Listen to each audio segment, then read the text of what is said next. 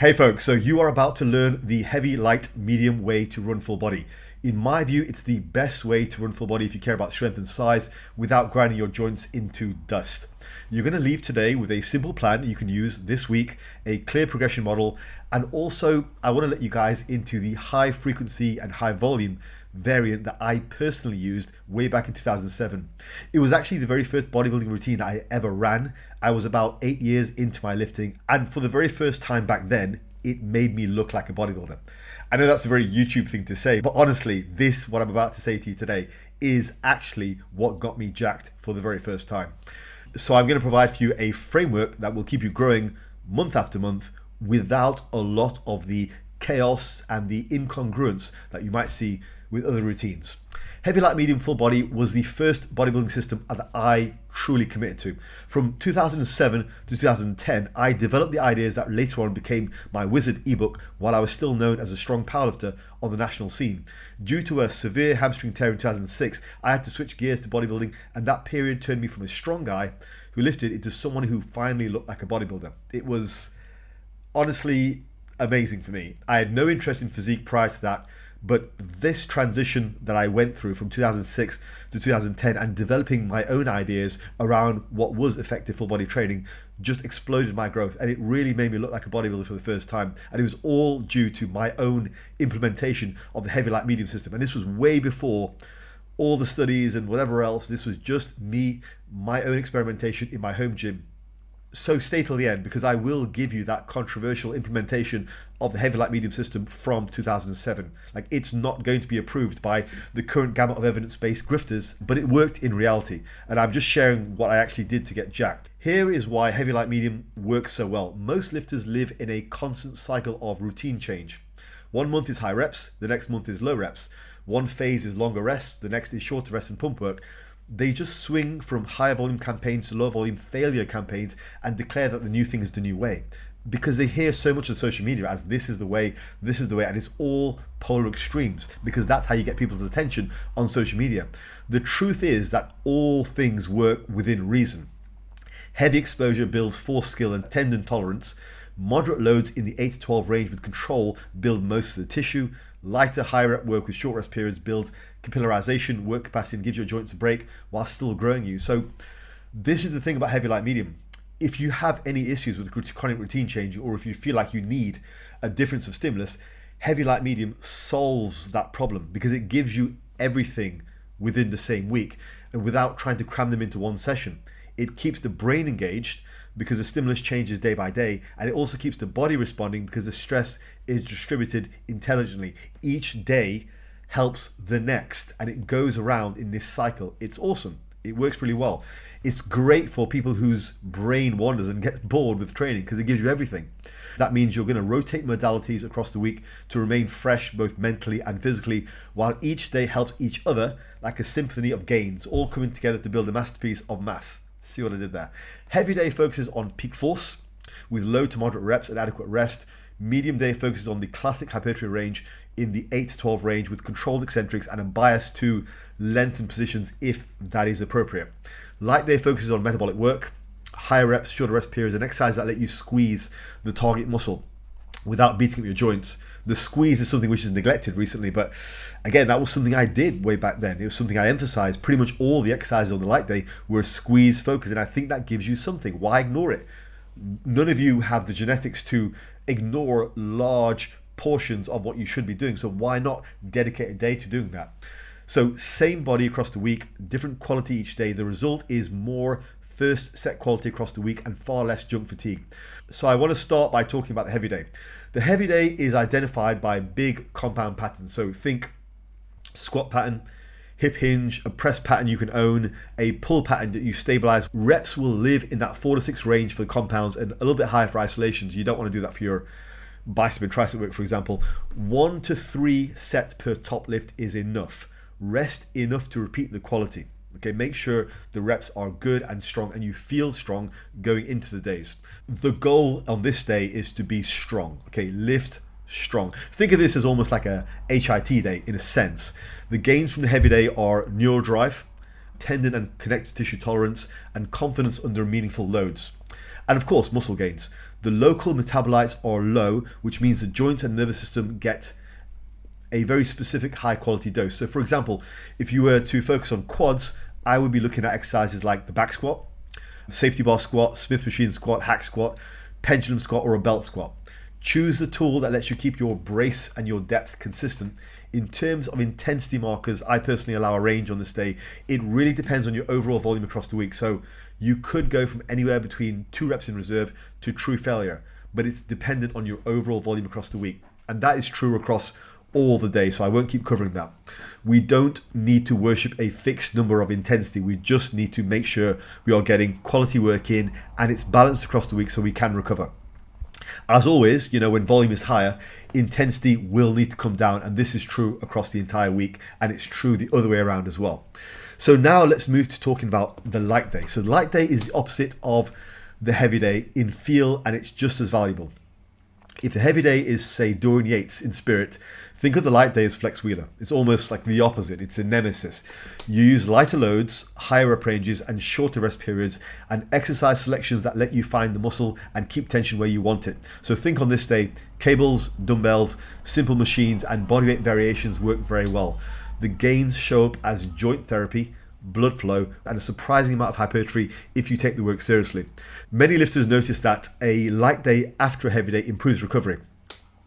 I think that's possibly because you drive nutrient-rich blood into the muscles and the connective tissues, and it just makes you feel good. So in terms of exercise selection, for chest, think of things like the cable crossover with a nice squeeze, the pec deck with good controlled sort of neck and shoulder position, dumbbell flies done under control in a nice safe range. For delts, think cuff laterals, reverse pec deck, cable Y raise. For quads, think things like leg extensions with a pause in the squeeze position.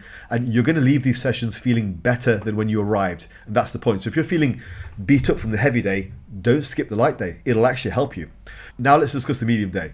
The medium day is classic bodybuilding work. So the reps are usually in the 8 to 12 range. Rests are moderate, tempo is strict with controlled eccentrics, deliberate transitions, and honest pauses where you need to. This is the place to bias length and positions if you need to, and if your joints tolerate it, and if it fits into the overall plan. So for quads, think of things like leg presses, hack squats potentially as well, and also unilateral work is very useful on this day. Things like Bulgarian split squats, lunges, these are excellent. For chest, think of things like incline machine chest press that respects your shoulder girdle. For back, you want to think of things like chest supported rows with a brief pause, maybe in the lengthened position. For hamstrings, lying or seated leg curls where you feel the lengthened position. Medium day provides the highest stimulus to fatigue ratio for natural lifters when execution is controlled. Don't rush this work. Every rep should be controlled and intense. Now, I'm going to walk you through a sample chest section for the early, intermediate / maybe late stage beginner. So the heavy day could be a barbell bench press for 3 sets of 4 to 6 reps with a good amount of rest, 2 to 3 minutes. The light day might be something like a cable crossover for 3 sets of 12 to 15 with 45 to 60 second rest with a nice squeeze in the contracted position. Completely different stimulus, and that's the benefit. You're still growing, but with a different stimulus, so it's great for recovery. You can actually do more useful volume if you train like this. The medium day could be an incline machine chest press for 3 sets of 8 to 12 with, I would say, 90 to 120 second rest, emphasizing the lengthened position and driving through with a stable rib cage. So that 3-point approach gives you force practice, pump and blood flow, and controlled length and tension alongside squeeze work across the week. Perfect. Now I'm going to give you an advanced chest setup. This is very, very different. This is the kind of thing that I cover in the Wizard ebook, which shows the advanced portions, the intermediate portions, and the entire system. The heavy day stays the same. So you get 3 sets of 4 to 6 reps on the bench press, follow up with 3 sets of 8 to 12 on dumbbell flies in a safe range. That's all on the heavy day. The light day becomes cable crossover and the pec deck, both for 3 sets of 12 to 15 with shorter rest periods. The medium day becomes an incline machine chest press for 3 sets of 8 to 12, followed by 3 sets of 8 to 12 on weighted dips if your shoulder tolerates it. If your shoulder doesn't like dips, then you can do a neutral grip machine press. If you want a 4th day, because you are at that level, you can just repeat the light day. The light day should be tolerable enough that you can repeat it a second time during the week and it actually feels better. That's all I would do. I wouldn't reprogram a second light day throughout the week. In practice, I just did the same thing again. Right, now I'm going to move on to a simple full body week so you can see how the pieces fit together. So, day one, pick a squat pattern, a hip hinge, a horizontal press, and a vertical pull, 3 to 6 reps, well, 4 to 6, up to 3 hard working sets each, long enough rest for good performance, add the arm and the delt work to suit with a higher joint friendly rep range. Day two, think light day. Leg extensions with a top hold, leg curls, cable flies, cable rows with a pause, reverse pec deck, cuff laterals, push downs, cable curls, and standing calves. 12 to 20 reps, depending on the exercise, 3 or 4 sets. Keep the rest periods short. On day 3, the medium day, hack squat or leg press in 8 to 12 zone, dumbbell or machine press with controlled tempo and possibly a pause at the lengthened position, RDL or a glute drive for 8 to 12 reps, a chest supported row, and also calves, and some arm work thrown in as well in higher up ranges. If you want that 4th day, once again, just repeat the light day. Okay, that will be therapeutic enough that you can do it a second time in the week. And I would say as well, if life gets busy, and this sounds like a lot of work, and it is, because you're supposed to do this when you're advanced. You're not supposed to do this if you're a beginner or somebody who's not willing to put that level of work into the gym. So if life gets busy, I would say keep the days the same, but just perhaps reduce the amount of work you do on the day. That's all. Now, let's move on to progression. So for beginners and early intermediates, I always favor double progression.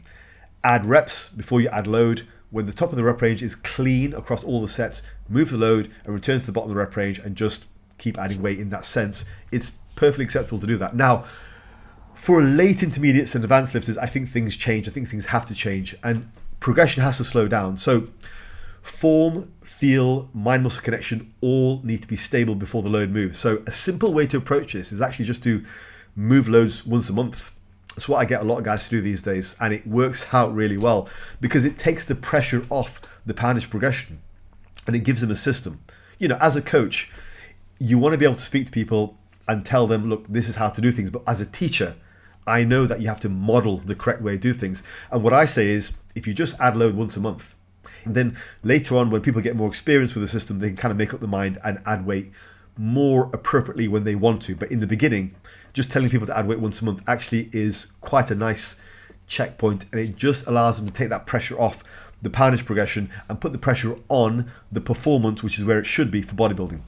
And I would say as you do start to become more and more advanced, you're going to add exercises, you're going to add days, cap most of the work at say 1 or 2 reps in reserve, or use my enforced RIR approach, which I've talked about in numerous videos before. Poundage progression is still your primary goal across the year, but just understand when you're at that level, particularly because we're talking about natural lifters here, you're just not going to be able to increase every week on a consistent basis, and you shouldn't put the pressure on yourself to keep getting +1 because that's not what it's about at all. And anyone who says that just is not in touch with real natural training for the intermediate to advanced lifter. Now we move on to cardio synergy and joint management. Heavy, light, medium plays really well with zone 2 and zone 3 cardio. I think if you place cardio on your non-lifting days, it works out really well, particularly if you're doing say 3 full body days and then 3 cardio days. That is a really good system. Monday, Wednesday, Friday for training, Tuesday, Thursday, Saturday for cardio, Sunday as a rest day works incredibly well, but just pick your days to suit. So I would say keep the high intensity intervals away from the heavy day. And if your elbows and knees start speaking up, just shift the stress rather than grinding through the same pattern. Do something easier. You can still do cardio, and also maybe change your exercises around. You can swap the heavy day and also maybe change the exercises around. You can swap the heavy squat for a safety bar or a leg press for a block. It's fine. Just try to accommodate everything, because remember, stress is stress is stress. When you're doing more of a hybrid approach, you have to account for all the joint stress across the week, balance it across the week, all right? Now, I want to just pause here for a second with the video. I want to just clarify a little bit about the Wizard ebook because there is some confusion. So the Wizard ebook is not the same as the free plan on BoostCamp. The free plan is a simple on-ramp specifically for beginners. It's quite simply just one sample routine. It is not the Wizard. The Wizard ebook is the full heavy, light, medium system from beginner to intermediate to advanced, detailing progressions, samples, theory, my own historical perspective, and real world adjustments that come from my years of coaching and training. If you want the full operating system and get the benefit of my 5 years of implementation from 2007 to 2010, and also my 11 years of implementation as a coach, get the ebook. The link is in the description. If you want to try a sample of heavy, light, medium aimed at beginners, use the free plan of BoostCamp. But do not think that the free plan on BoostCamp is the wizard. It's not. It's simply a sample. Both are useful, but they serve different needs. And I would also say that's true for the Barbarian too. I just don't want people to think that one free plan is basically all they're going to get in the book. The book is far more. It is years and decades of experience. Okay, now we're going to move on to what I specifically did in 2007.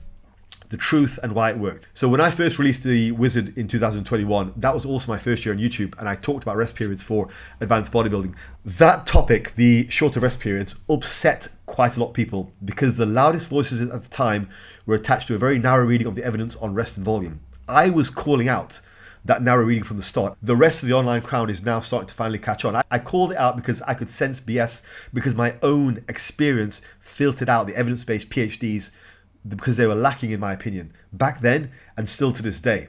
The only difference now is that you're all starting to see it. So here is how I actually trained in 2007. I ran full body 5 to 6 days per week on a heavy light medium rotation. I built myself up to the point where I was taking only 45-second rest between sets on everything. Yes, everything. I did that across all days, and it drove the weekly volumes into the 30 to 36 sets per body part per week range. That is super high volume. So yes, Mr. Moderate Volume actually did do very, very high volumes earlier on in my life, and I'll explain to you why that worked and why that was possible. The short rest periods, as well as using exercises which suited my joints, were what allowed me to continue to do that routine with as much volume as I could. The weights that I was using were only about 60 to 70% of a 1 rep max at any given time. And I chose exercises that respected my joints. The sessions moved fast. None of those sessions back then took longer than 60 to 70 minutes at a time. The pump was huge. The technical practice was enormous, and my joints felt incredibly good. So the question is, would I do it again? Would I do all that kind of stuff again, the short rest periods? And the answer is yes, I would. I think in terms of the muscularity and the health gained, it was unmatched. Full body, 5 to 6 days a week with short rest periods. The missing factor with the current evidence-based approach towards high volume is the short rest periods and the exercise selection, which is joint friendly. The single biggest issue that I have with the current interpretation of high volume is they still insist on longer rest periods and lengthened work. That doesn't work. Those two factors are what makes the whole thing unworkable. But just try it for yourself. 45-second rests with exercises that don't overstretch your joints is a completely different beast. And that's how I did it before. I would do that again because it feels good. And if you systematize it, you can still progress, because I did. Right, so now you know how I actually implemented the high volume long before the current strand of evidence-based pseudo-nonsense. It doesn't work in practice, what they're saying, because of the longer rest periods and the stretch position work. It makes recovery horrendous because the loads are too high and those stretch positions are very much harder to recover from. But if you do it my style, it can work. My style, I would say, is much more of a representation of the traditional style. And again, it works in practice because I did it. Right, now we're going to move on to common mistakes so you can avoid them. So when it comes to full body, don't try and turn every day into a personal record day. The heavy day is for forced practice and not grinders, all right? So, don't try and grind out squats on a heavy day. You're going to just kill yourself. And don't chase endless load jumps on the light day. Remember the progression model that I said. As a beginner, you can progress more often, so use double progression. When you're more advanced, late stage, intermediate, advanced, just slow it down. Progress once a month. Just chase the density of the work. Chase the quality of the work. Don't let every day turn into just powerlifting for 8 reps and, God forbid, power building. Use controlled eccentrics, honest pauses, and clean positions. And also, don't treat exercise selection as a moral issue. No one's going to care if you don't barbell squat or barbell bench. Choose the tool that gives you the target stimulus with the least collateral damage. That's what it's about. Because if you're trying to maximize your volume, you have to be very focused with where your stimulus is going.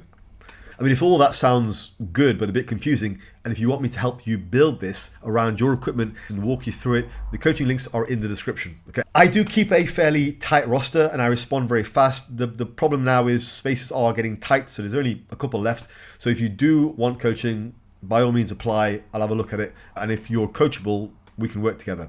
On the other hand, the simple beginner plan that you can run from this video is on BoostCamp. Use code Fazlifts for a free 2-week premium trial and give that a go. But again, remember, that's not representative of the book, either of the Wizard or the Barbarian. What I have on BoostCamp are 2 simple beginner routines. They shouldn't even be called the Wizard or the Barbarian. They're just examples. Finally, to summarize, heavy, light, medium, full body fixes your organization and your ADHD moving from one thing to another.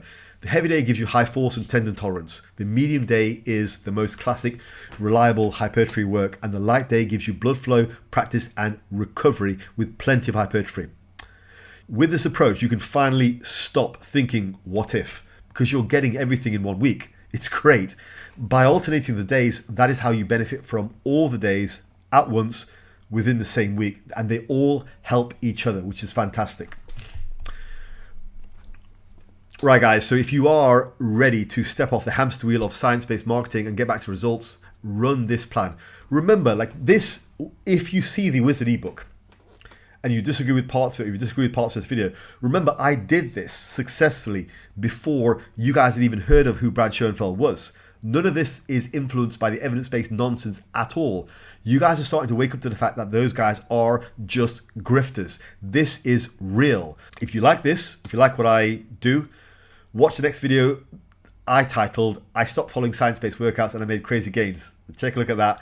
I explain how to break away from the noise and how to measure what actually moves the needle for natural lifters.